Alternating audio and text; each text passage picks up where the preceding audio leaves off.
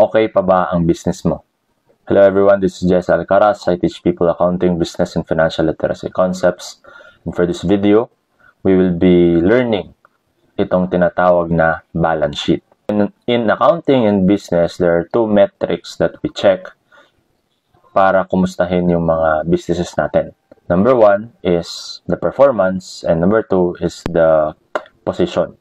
The performance, I'm sure that a lot of you are aware kung ano ito. It is measured and can be checked in the financial statement known as income statement or the statement of financial performance, and another term for it is the profit and loss statement. So in the income statement, makikita natin kung maganda ba ang performance ng isang business. On the other hand, meron tayong tinatawag na balance sheet. The balance sheet is what we also know as statement of financial position. This financial statement is used to check the health condition of the business. So for comparison, para mas madali nating maintindihan, think of a human person. So a human person can be healthy. We can say na healthy siya, and then at the same time, we can also check his or her performance. So pag sinasabing healthy siya, wala siyang sakit, fit siya, gagawa niya yung mga gusto niya with ease. So those are indication that a person is healthy. But it does not necessarily translate that if a person is healthy, maganda din yung performance niya in terms of the career, in terms of the output na nagagawa niya. Kasi nga, health and performance are different. There are also people who are good performers in terms of career, business, and mga achievements nila, but their health is not in a good status. So again, those are two different things. The same goes for business. Performance, kumikita ka, nagkaka-profit ka. Position or the condition, so they differ. Pwedeng kumikita ka pero pangit yung condition ng business mo, or pwede din naman na maganda yung condition ng business mo but not necessarily sobrang ganda ng performance mo. Of course, kung nalulugi ka, definitely it can also be reflected on the position of your business. Ang gagawin natin for this video is we will be constructing a balance sheet for your businesses. Very basic lang, very simple lang, just to see kung okay pa ba ang condition, ang position ng business mo. Before we proceed to our discussion, let me remind everyone that the balance sheet consists of three parts: assets, liabilities, and then equity. So, what are assets? Assets are properties. It can be tangible and non-tangible, current and non-current, cash or non-cash. So, mga properties na nakapangalan sa business mo. And then, on the other side of the accounting equation, we have liabilities tsaka equity. Liabilities are utang. Ito yung mga properties mo, mga assets mo, na inutang mo from various creditors. Inutang mo sa bangko, inutang mo sa mga suppliers, inutang mo sa mga tao. So basically, those are liabilities. Again, these are properties na inutang mo. These are things that are due to your creditors. On the other hand, itong equity naman, this refers to part of your assets that are due to the owners, that are due to the investors. That is why, in accounting, meron tayong assets, binabawasan sa ng liabilities because we have to pay for our creditors, and yung natitira natin are what you call equity. So yun yung gagawin natin in our discussion right now. Without further ado, let us go into the discussion. Okay, let us try to construct a simple balance sheet for your business. So, ang pinakauna natin gagawin is to remember the accounting equation. Asset is equals to liability plus equity. And for this discussion, unahin natin yung equity. By the way, be reminded that under each of these financial statement elements, maraming po yung mga accounts. Ayan. Maraming mga accounts that are under assets, under liabilities, under equity. Umpisahan po natin si equity. So, equity represents the assets contributed and that are due to the owners or the investors. And in a sole proprietorship, ito po yung tinatawag na capital. So the capital represents those assets belonging to the owners or the investors. And for the purpose of this discussion, if you can still remember how much money, cash, and non-cash assets na napasok nyo sa business, then that is okay. That would be better actually. But if not, then sige na lang. So let us assume na nakapagpasok na tayo in total ng 500,000 pesos worth of cash. So hindi muna natin lalagyan dito sa assets. Ito lang muna. So this is our capital. And after that, punta na po tayo sa assets. Medyo madugo ito kasi mas marami tayong mga assets. Just start first with the cash on hand or the COH. Okay? So, kung magkano yung pera na nasa kaha mo ngayon or nasa pitaka mo that are all properties of the business, lagay mo dyan. So, let's say meron tayong 50,000 pesos worth of cash on hand. Next would be the cash in bank. So, these are the cash that you have that are deposited sa GCash, sa BPI, sa BDO, Land Bank. Again, that are in the bank. Or kung whether naka-savings account ba yan, naka-checking account, naka-time deposit, basta nakalagay siya sa cash in bank. So, let's say, umabot ng 200,000 yung cash in bank natin. Next would be our receivables or accounts receivables. So, ano naman itong mga accounts receivables? Accounts receivables are the money na kukolektahin natin sa mga customer natin. Basically, ito yung mga utang ng customers and clients natin. Let's say, umabot siya ng 80,000 pesos. Next would be inventory. Okay? So, inventory are assets that are for sale. Ito yung mga binibili natin and then binibenta. Be reminded that when recording inventory, it should be recorded at cost. Kung magkano natin siya binili sa suppliers natin, yun din yung magiging value ng inventory natin. So, lagay natin 100,000.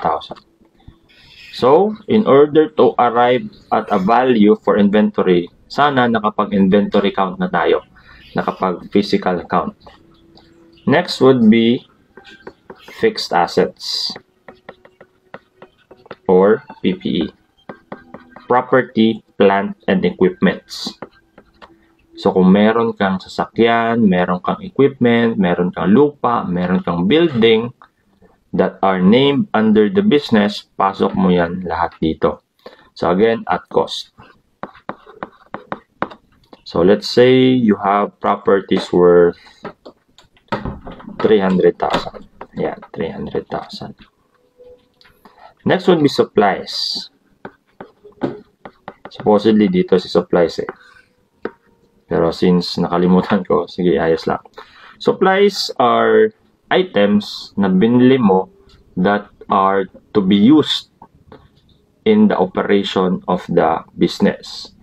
So, kunwari, meron kang mga bond paper, meron kang mga ink, mga pencil, ballpen, or if your business is into services, like salon, ito yung mga shampoo, mga hair color, mga kung ano pang spray and all. Then, let's say, 20,000 pesos. Okay? Ano pa ba? Advance payment to suppliers. I guess that is not so common. So, let's just stick with this 6 asset items para hindi ganun kahirap. So, total natin yan lahat. This is 250, 330, 430, 730, 750,000. So, total assets. Total assets natin, 750,000. Okay, next would be our liabilities. So, liabilities, basically, ito yung mga utang ng business natin. So, ang pinakauna dito would be accounts payable. So, accounts payables are mga utang natin sa ating mga suppliers. So, again kung accounts receivable, utang ng customers natin sa atin, accounts payable naman, ito yung mga utang natin sa suppliers natin. So, let's say we have a total of 40,000 pesos na utang sa mga suppliers natin. We might also have loans payable. Kasi may utang tayo sa different banks. So, I know a lot of businesses, marami silang utang sa bangko. So, pagpalagay natin that our payables are 250,000. Okay? So, yan lang muna. Yan lang muna for liabilities. Total liabilities is 290,000. Okay. So, we have 750 for the assets and then 290 for the liabilities. So, magkano kulang natin? 750 minus 290, 460. Okay? 460. Again, 460 yung kulang. So, supposedly, kung hindi mo alam, okay, kung hindi mo alam yung capital mo, kasi you have lost track kung magkano na yun ipasok mo sa business mo, then you can just settle at the 460,000 capital. So, ito na yung parang hitsura ng balance sheet mo. Total assets, 750, liabilities, 290, and then capital or equity mo, 460. However, in this case, mayroon tayong nakalagay na 500. So, therefore, we have 750 here, and then meron tayong 290 and supposedly 460 na lang yung ano natin, yung capital. But since nagpasok tayo ng 500,000, so meron tayong dadagdag na tinatawag na retained earnings.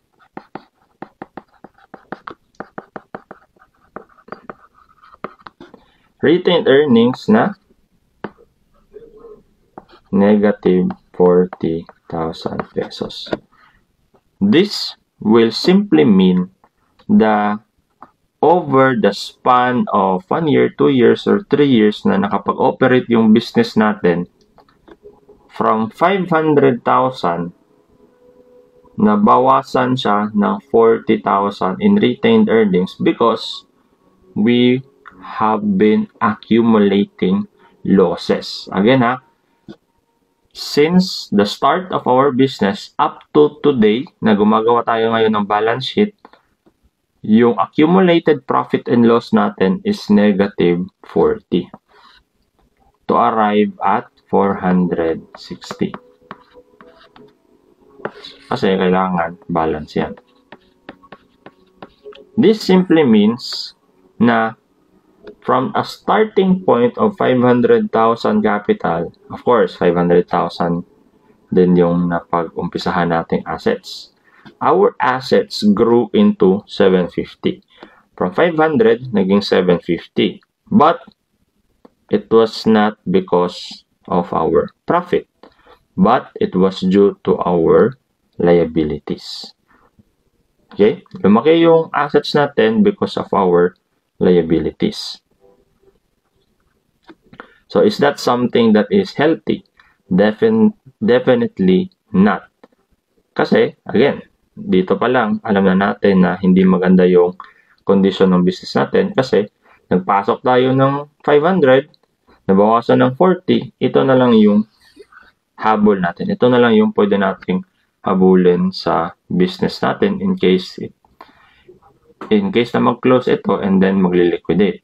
And then at the same time, meron din tayong kailangang bayaran to our creditors na 290,000 pesos out of the assets natin na 750. So all in all, this kind of balance sheet is not that good.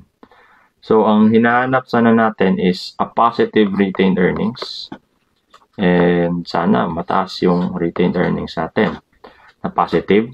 For liabilities, medyo mababa sana yung gusto natin. And then for the assets naman, ang nilolook forward talaga natin dito is a high level of cash, liquid assets, and also a little bit of low accounts receivable because a high rate of accounts receivable tells us na hindi ganon kaganda yung collection period natin. Again, there are a lot of analysis that we can draw and compute by having the balance sheet, and we can further analyze kung maganda ba yung takbo ng business natin o hindi.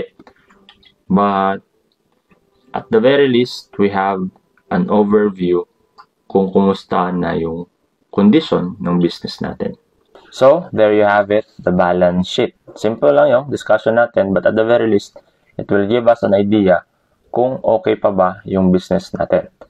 In accounting, especially in financial management, marami tayong mga ratios and mga computations and analysis that we can use to further examine your balance sheet.